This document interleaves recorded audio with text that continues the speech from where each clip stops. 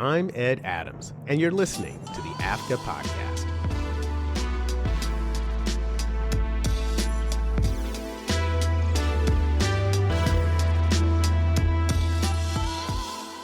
Hey, everybody, and welcome back to another episode of the AFCA Podcast. And today we speak to award-winning writer and director Matthew Cherry. I'll give you the details after the break.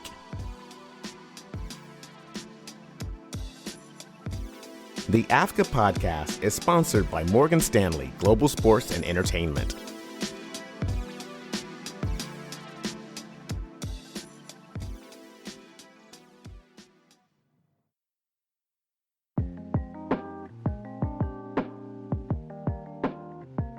Flashback to 2017. Social media was abuzz about this Kickstarter project from Matthew Cherry called Hair Love, a story about a young girl, Zuri, whose father has to step in and learn from her mother's video blog how to style and create the look she wants for a very special occasion.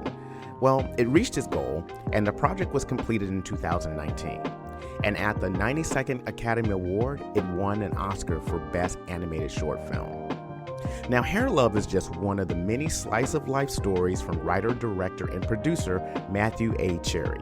Matthew started his professional career as a football player with the NFL. He was drafted in 2004 and played with the Jacksonville Jaguars, Cincinnati Bengals, Carolina Panthers, and the Baltimore Ravens.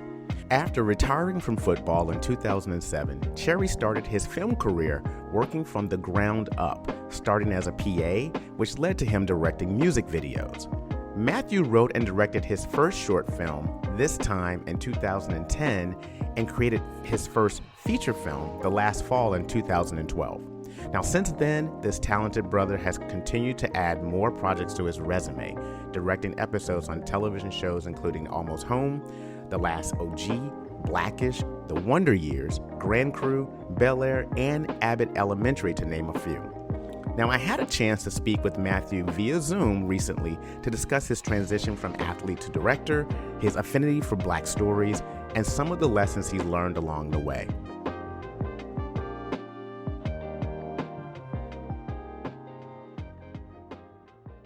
Matthew A. Cherry, welcome to the AFCA Podcast. Hey, thanks for having me. All right. So before we kind of get into the TV and the movies that we definitely got to get into, I want to kind of go back a bit, and I want to talk really about your early roots, your starts. It's like you were, from what I read, like you were like killing it on the field at the University of Akron, and at the same time you were studying media, right? And so one of the questions I wanted to know that did you, what was your plan when you were studying media? Did you want to go into be a filmmaker, or do you want to be a sportscaster? Like, what was the plan when you decided you want to study media? I was always interested in like entertainment kind of in general, all things from radio to music to TV and film. And I was part of like the radio TV club in high school, and obviously saw a lot of movies growing up.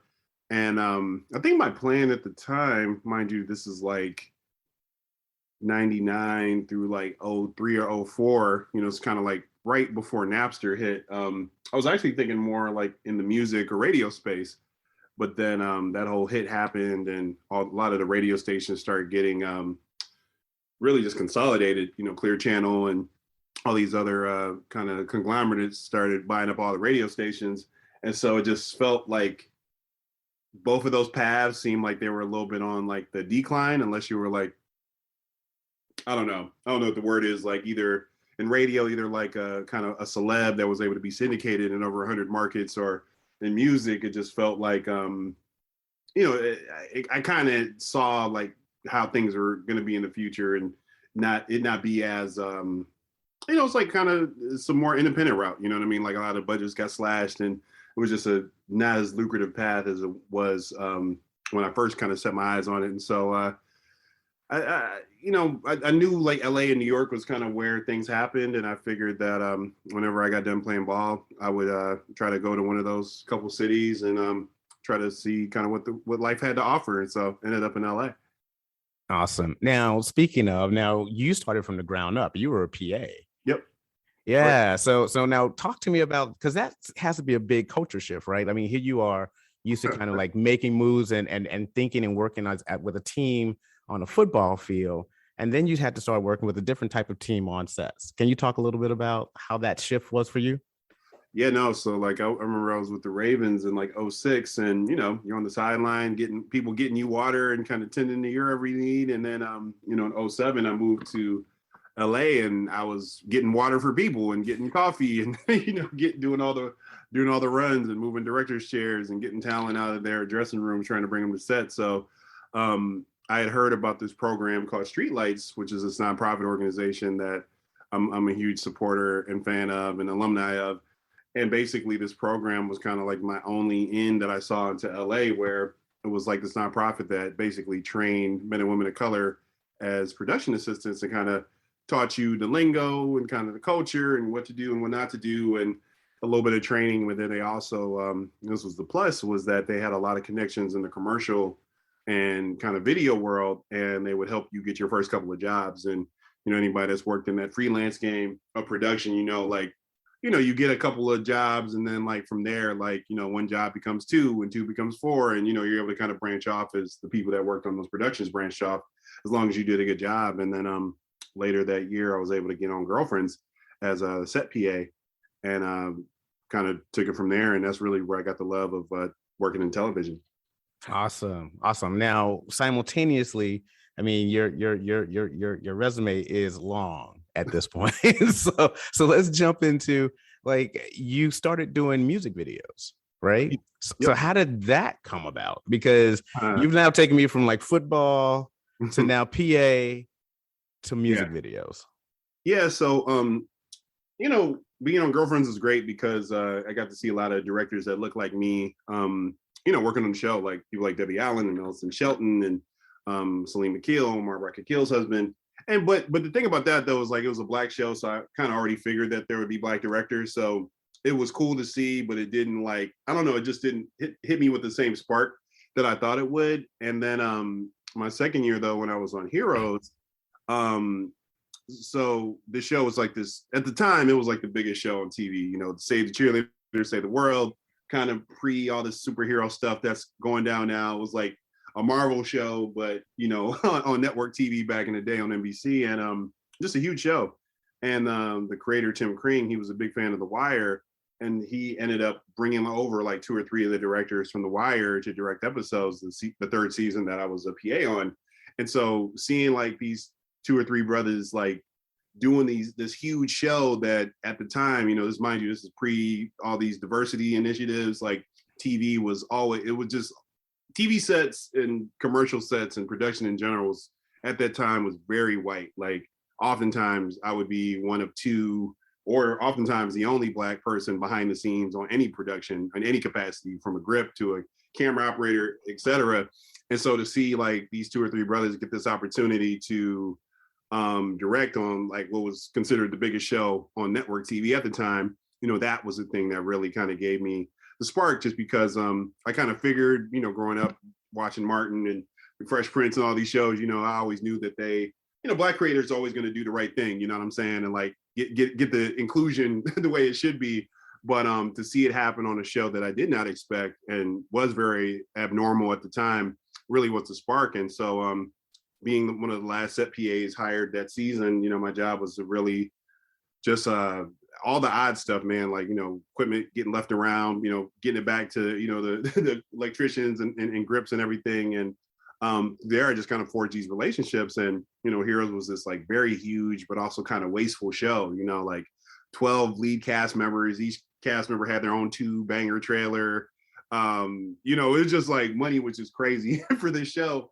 And I just noticed like there was a lot of excess. And, on the show as well, we shot only Monday through Friday. And oftentimes on a Friday night, I would have to be the last person to lock up the stages. I'm like moving lights from the alleyway that were like left behind, bringing them into the stage. And that's where I kind of got the spark. Like, man, I think I want to try to direct, and I want to try to figure this out. And I mean, they literally have lights like they're just laying in the alleyway. Like they don't even, if I didn't bring it in, they probably would forget about it. And so I went to all the department heads, and I was just like, man, I really want to start directing. And I know it's obviously there's a lot of equipment just kind of laying around, literally. And I was wondering if I ever was able to like book a job on a weekend or something on a day we weren't shooting, if y'all be down, if I could borrow some equipment. And they were like, because I was doing a good job in my PA job, they were very like encouraging and just, obviously if you get caught, that's on you. We didn't say anything. you did this on your own, basically. And that was kind of the green light. And over the years, I've realized it's kind of like a big part of what being in film school is, like having access to equipment, right? You know what I mean? And that's I kind of created my own access to equipment kind of through my job as a set PA on the show. And from there, MySpace was kind of the popular social media social media platform at the time. And I basically, in between like, setups, or when I was like in the trailer, just kind of had a little bit of off time, I would like listen to a new song and I would just like write out a treatment. And through MySpace, I would submit the treatment to all these different artists that I really wanted to work with, people like Montel Jordan, Deborah Cox, and just like all these R&B artists. And basically my pitch was just like, my name is Matt Cherry. I'm this up and coming director. Like, and I know you don't know me from a can of paint. I've heard this new song. I noticed you don't have a video, and I have this really cool idea for a visual, and it wouldn't cost you much money at all. I have access to equipment, and I'd love to just knock it out for you. And did this probably over 100 times over the course of this like season of the show. And mind you, this is before verified accounts, and we didn't really know who was working whose account. So I know in some instances, some people really did work their account and saw it and probably were just like, what the hell is this? And other people probably was just some fan or somebody random that was working a page that obviously couldn't hire me. And towards the end of it, I was getting a little frustrated, and did a couple ones, and it ended up turning into an opportunity. The first one was with this artist, Terry Dexter, and I noticed she had a song for this song called I'm Free, and she had this compilation video on her page because Obama had just got elected, and it was like this kind of montage of all these different like Black excellence kind of clips at the time. And I was like, all right, clearly she wants a visual because she set the song to this montage. And I was like, let me try this one last time, and hit her up. And she was down. And, we knocked it out. And my big thing was just always like, especially on these early ones, like I'm not really tripping about payment, but the biggest thing you could do for me is like, if you like what we did, like recommend me to somebody else, help me get the next job.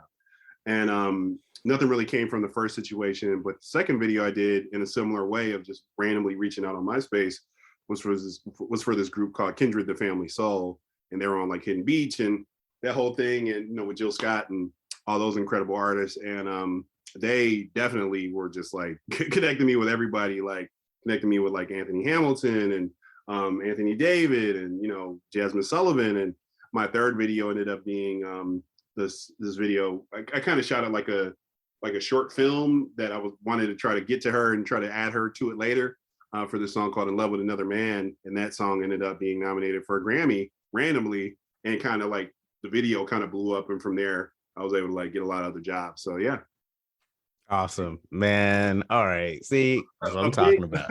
a big thing I'm noticing in my career is like, sometimes you have to create your own luck.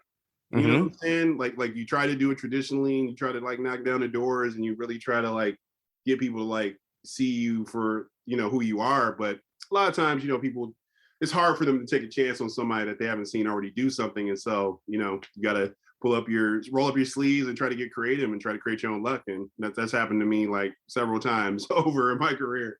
Well, it's funny you said that, because I wanted to talk to you about your films, right? Because you've done a couple of shorts and you have done a feature film. And one of the things that I thought about when I looked at this time and forward, the one thing that I thought was interesting is that, and tell me if I'm wrong, but you seem to be like a classic romantic.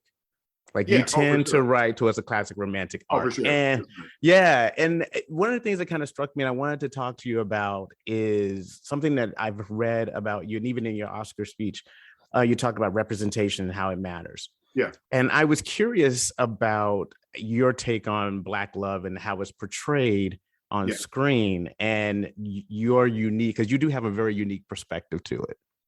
Yeah, I think for me it's just I've always loved like, great love stories. I think the best ones are ones that aren't just like love stories straight up, but they kind of wrap it in this really unique gift. Like you look at like a movie like Love and Basketball. I was even watching, literally last night, I watched Thomasina and I can't remember his name. Gordon Parks film from back in '74. Let's Ride. Thomasina and Bushrod, and like how that was kind of a Bonnie and Clyde story, kind of set in like the Old West, and it was still a love story though, but it had this really kind of glossy world wrapped around it, them being like these kind of reluctant bank robbers. And I just always thought those were like the best stories and things that are peeling back a curtain of something that you a lot of on the public on at the outset kind of thinks they know all about one thing, but then you kind of are able to reveal a different side of things is a big part of work that I love to do. And so, with this time and forward, this time was really about this kind of veteran and this, I always love twist endings like that. I always got those from like my music videos, trying to shoot them like short films.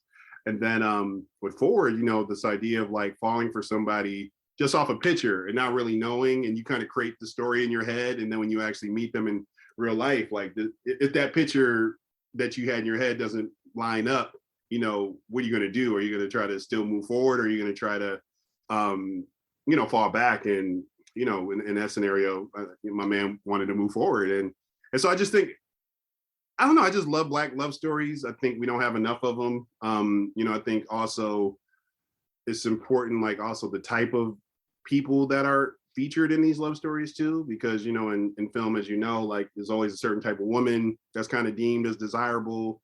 Always typically fair skin, certain texture of hair. And, I always like to prioritize, darker skin, love interests, in my work, when I can too, just because I think it's something that sometimes I think people aren't even conscious of it. You know what I mean? They're just like, oh, well, I just want to work with the quote unquote best person. And I think we're starting to really see a shift now. And I think a lot of people are taking that power back for themselves. People like Issa Rae and Quinta Brunson and so many people. And I just think, you can never have enough Black love stories, and definitely want to continue working in that genre. Awesome. I was like, while I was watching forward, I was like, okay, you're gonna leave me hanging. I need to know. Like, just go, just write a blog post, and this is what happened. Yeah, no, I love like those like kind of open-ended endings too. You know what I mean? Like, you kind of get all the information, and you're able to kind of interpret it whatever way you think. I always love those kind of endings as well.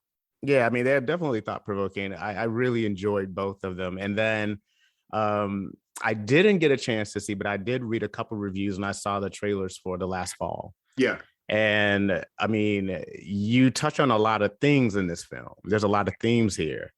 And I was curious, I mean, when did you start writing this film? And at what point, or did you feel like it was kind of cathartic or kind of telling the truth that most people don't fully understand about that transition of football players?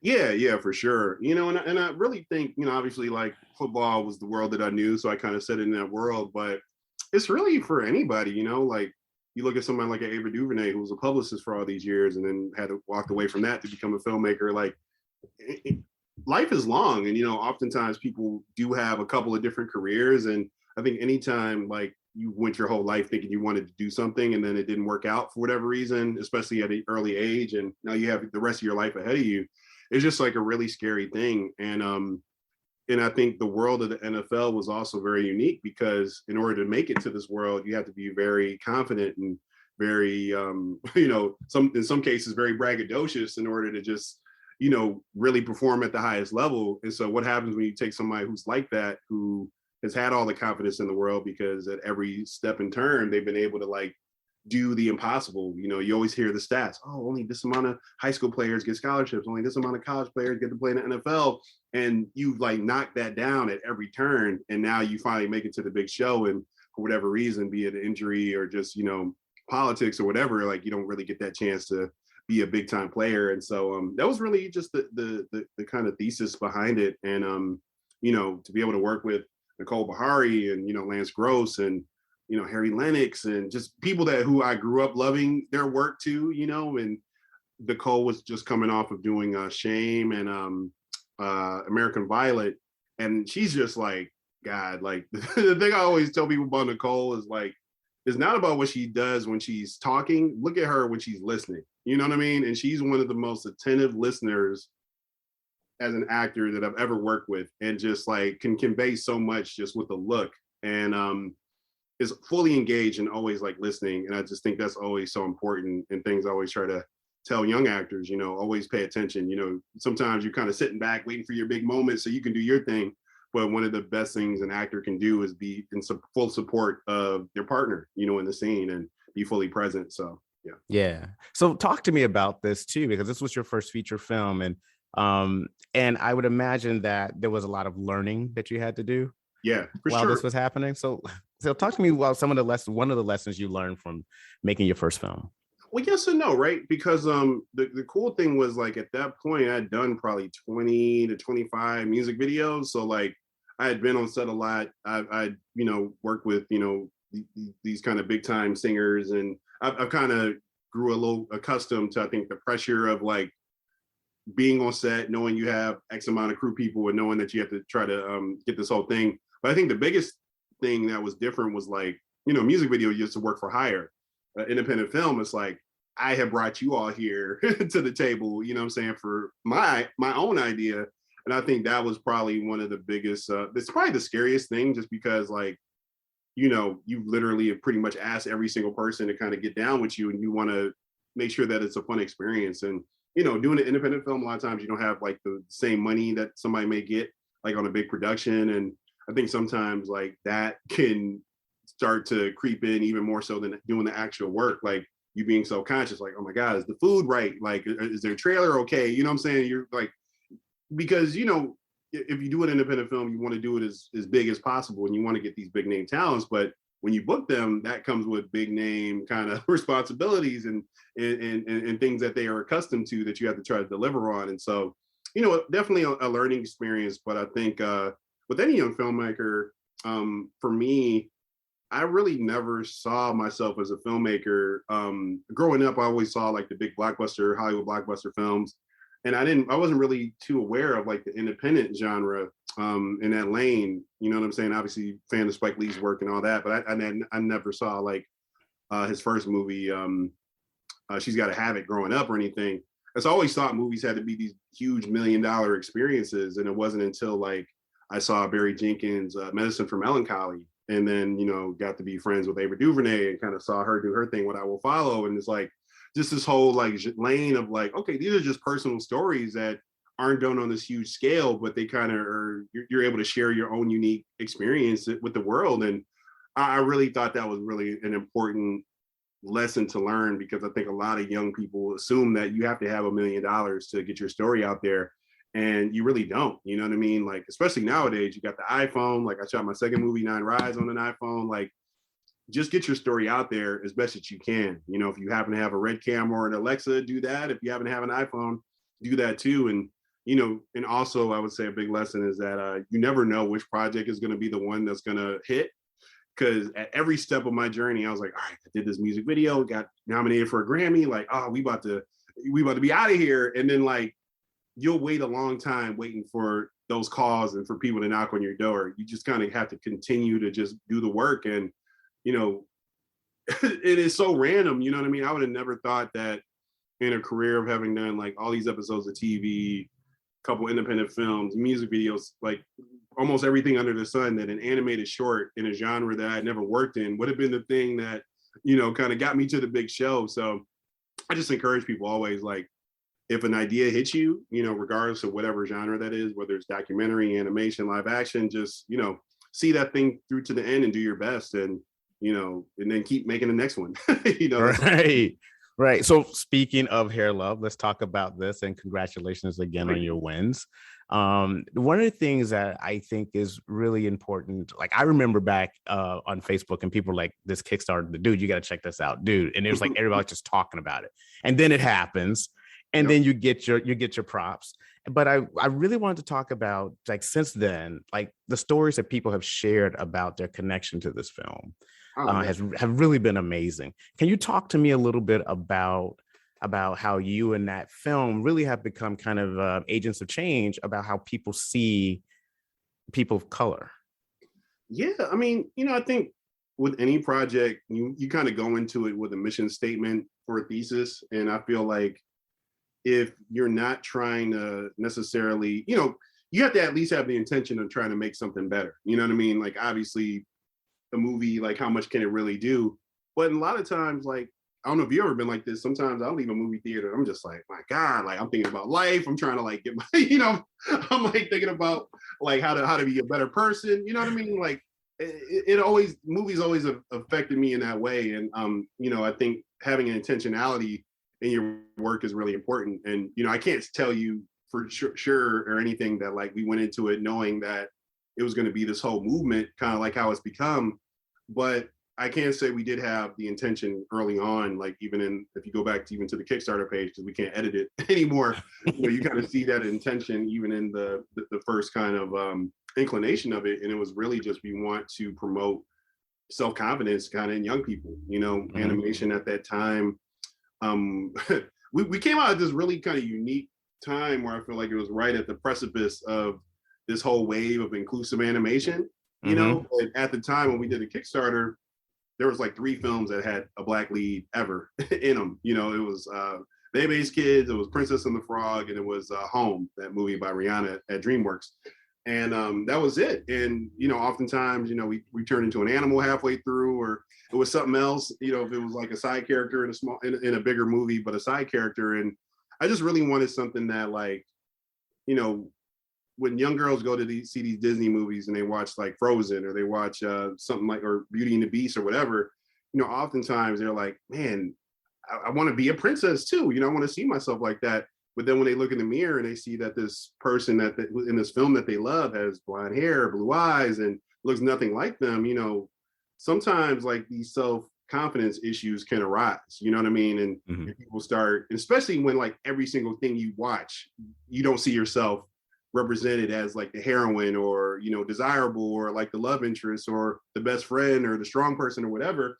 And so for us, it was just like, who knows how many people are going to see this, but we want to have a young character in Zuri who loves her hair.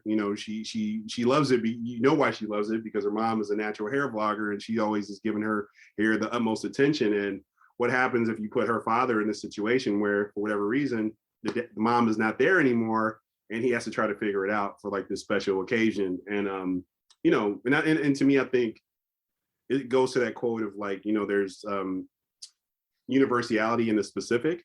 And for us, it was like, Black hair is such a unique experience, but I think the concept of like a kid wanting you to do something that you don't know how to do, and you trying to figure it out, to me, that's universal. We've all been there when somebody asked us to do something that we didn't know how to do. And that really was what it was about. And I think, it's just been crazy because we also had the book. So getting tagged in like people reading the book to their kid, every day. And not just Black kids, you know what I mean? Like, white parents reading it to their kids. And I think that's also like an important thing too, because it's one thing for us to like exist in our bubbles and only like read Black content or watch Black shows. But to me, that's always like been the beauty of film. It's like, that's how we see how we're not so different. You know what I mean? Like if you watch like this movie with an Arabic lead, and you see that their love, it runs just as deep as your love, and they laugh just like how we laugh, you know what I mean? To me, that's how you can really break down a lot of those stereotypes, and can really move things forward too. And so I think for us, it was just really like going into it with these intentions. And I think in this particular instance, we came out like around a really good time. And I think that it was something that the we needed, you know what I mean? And we had a lot of like love and support. And I think good things happen, man. I think when you go into things with like good intentions, Absolutely. So something else that kind of came up when I was looking at your work is that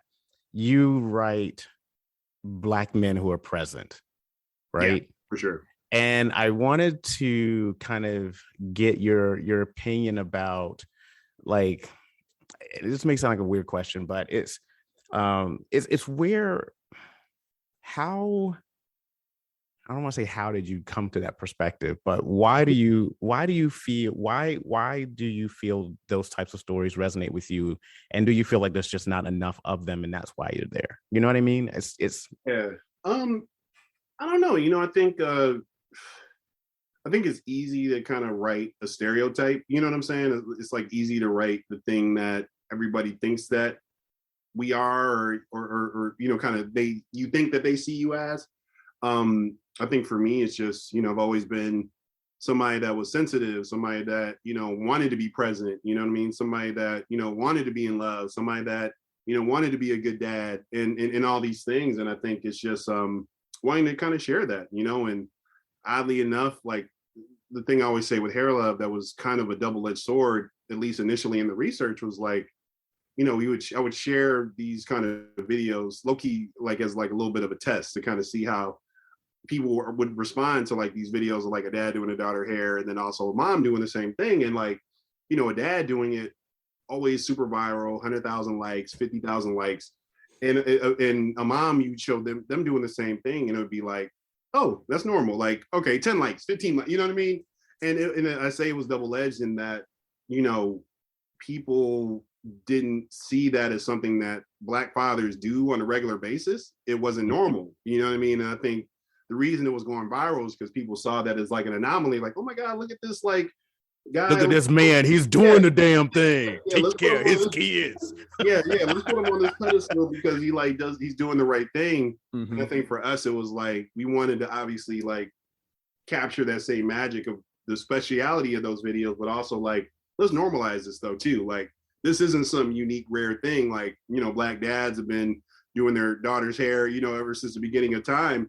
And, you know, especially nowadays, when you just look at just how expensive things are, how oftentimes now both parents have to work. Like, you know, if you're a man that's sitting back saying like, okay, my wife is going to handle all of this and my thing is going to be over here, you're not going to be in your marriage very long. You know what I mean? Mm-hmm. We now live in this world where both parents really have to step up and do a little bit of everything. And I just wanted to kind of represent what that more modern day kind of Black family look like, you know?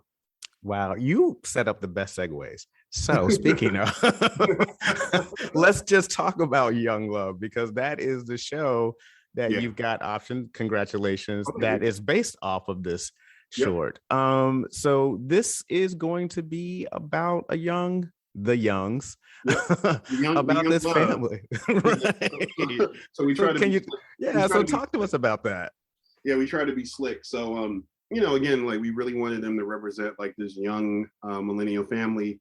And so they're not married. So, you know, they have this young kid, but they're not married. And so it's Stephen Love and Angela Young. So when they come together, they're Young Love. Hold on. Well, mind blown. Well, there's no dialogue in the short, so people probably don't even know what their names were outside of Zuri. But yeah, you know, for us, it was just like, when you look at TV nowadays, you always see, and you see like a family sitcom, it's always like a dad that's in their 40s or their 50s. They kind of have an established career. And, you know, they have the routine. And oftentimes it's the wife that's kind of like the homebody and, you know, the homemaker, and it doesn't work. And for us, I just really wanted to do a show that kind of represented like what that would look like as like a young millennial family. So what happens when you're like, you have two partners that haven't made it and don't know what they want to exactly do in their world. They're kind of are making money, but they're not even like middle or lower class. They really have no class yet because they're still trying to figure it out. And, you know, they happen to have a kid and they're still trying to pursue their dreams, but, you know, they also have this young child that they want to be present in their life too. You know, they don't want to just completely not, you know, it's like, you can't go all the way in one way or the other. You can't fully be, you know, with your daughter all day, every day, because then you're missing out on your dreams. And same thing with if you fully pursue the dream. So I think it was just kind of trying to take that traditional sitcom format and kind of give it a new angle and like, what would this look like in like a young millennial kind of family dynamic? And so the show is based in Chicago. They live in a brownstone on the west side of Chicago with in the same building that Angela's parents own. So you kind of have grandparents like in the mix as well, which is really cool. You're going to meet a lot of new characters, so it's going to be really fun, I think. I'm excited about this. So last question for you is that again, let's go back to this resume. You've directed 2 of the season's most talked about shows. You've worked on Bel Air and you've also worked on Abbott Elementary. So it just happened to come out like back to back. It was kind of, I know, right? I'm just like, dude, all your stuff is just like boom, boom, boom, stars aligning. I mean, you never know when things are going to come out, because I did Abbott in October, and I did Bel Air like in February, and it just so happened that they both came out like ASAP. Right. And then everybody's like, have you seen this show? It's like, yeah, like, oh, you gotta see this show. Okay, okay. Making it. But okay, so my question to you is like, okay, so Bel Air obviously is a reimagining, Mhm. and Abbott Elementary is something completely different and new. Yeah. Yep. And I wanted to know from your perspective as someone who's worked on these shows, what do you think the legacy will be about these two shows, based on where we are right now? Um, I'm glad you asked this question.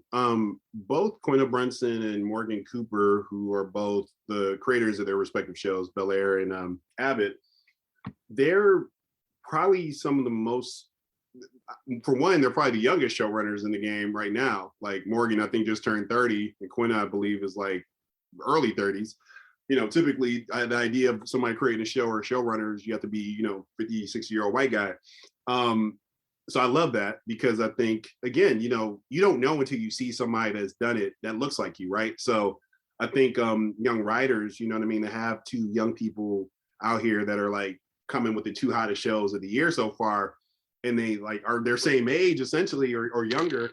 I just think that's really inspiring, you know what I mean? And I think they both took very untraditional paths. Morgan, he did a viral trailer, created his own luck, and the thing I love about Morgan, I talk to him all the time because I think we're very like-minded in that. It's like even if he would have taken that show idea to Universal or to Will Smith's company just straight up without having done that viral trailer, it has been like, hey, check out my cool idea. One, there's no guarantee they would have picked it up. And two, if they did, there was no guarantee that he would have directed the pilot, been an EP, or co-written the pilot. You know what I'm saying? Like, the reason why he was able to do all three of those things is because he literally laid out the vision.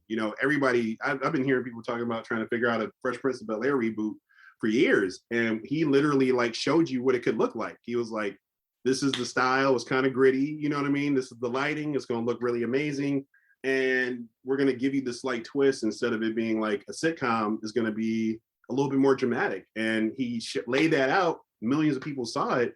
And it ended up being a layup. We'll call them like shortly thereafter, trying to figure it out. And I just love that because I think that really, to me, is like my mission statement. And I think that's something that I think young people just need to think about. Quinta, not exactly the same story, but essentially, she worked at BuzzFeed for all those years. She was a part of all these like kind of viral moments, always kind of doing the work behind the scenes. And also had a couple of shows that she tried to get going that the pilots, for whatever reason, didn't move forward. And so I always say that too. It's like, just because you see the victory now doesn't necessarily mean that it happened overnight. You know what I mean? Quinn has been working towards this for a long time as well. And so I just think that they both represent just like really what Hollywood is. It's like, you could have two people that end up in the same place, but the journey is always going to be different. You know what I mean? One person, they sell their first spec script, they move to town, they sell it, now they're a big star. You know what I mean? The next person, they worked at it for 40, 50 years and didn't get their first big break until they were 60. Like, there's so many different ways that it happens, but I think these two creators just really represent, I think, the young, youthful kind of next version of what I think Hollywood is going to be. And I think they both were able to, in their own lives, like kind of prove their ideas kind of before they actually took them to market, like Quinta herself being the brand, and I think Morgan, him doing that trailer. Awesome. Final words to any athletes who will be listening to this podcast who's thinking about going in entertainment. I think the thing about athletes in entertainment, I think it's probably one of the most natural transitions because you have to have a good work ethic. And for whatever reason, I think sometimes people assume like athletes that work in entertainment are lazy or just like there's this weird thing or like they expect like things are going to just be handed to them. And like, to become a top tier athlete, you have to have this incredible work ethic. And, I know so many guys like Spice Adams, Thomas Jones, obviously Michael Strahan, Nate Burleson. These are all guys who didn't want anything handed to them. They did the work and now you're seeing the fruits. But I think don't be afraid to kind of like start from scratch, like for me, like that was really important to me. I didn't want to have those same like stereotypes. Oh, he got done playing ball. He just, wants us to hand it to him, or he just wants to put some money up into something. Well, for one, I didn't have the money to put up in the first place.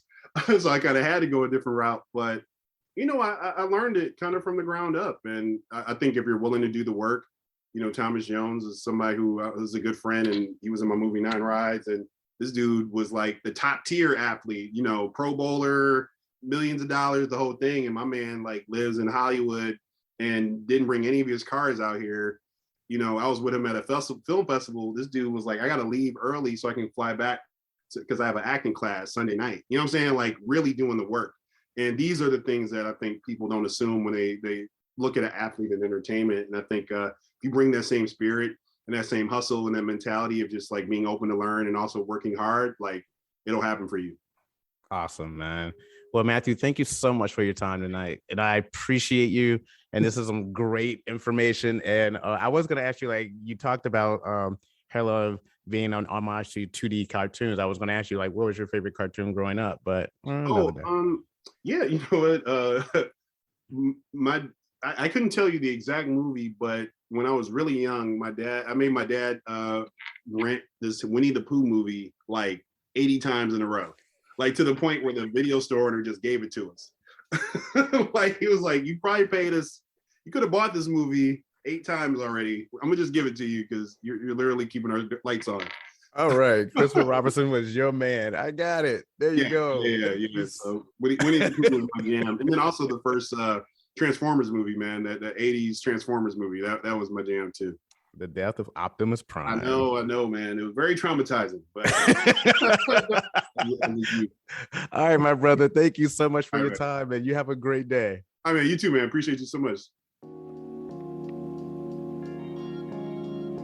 That again was Matthew Cherry discussing his unique path to success. If you haven't seen his short Hair Love, I highly recommend you check it out, along with his other shorts, This Time and Forward. You can find all of his shorts on YouTube. And don't forget about his feature films, 9 Rides and The Last Fall, both available on Amazon Prime Video.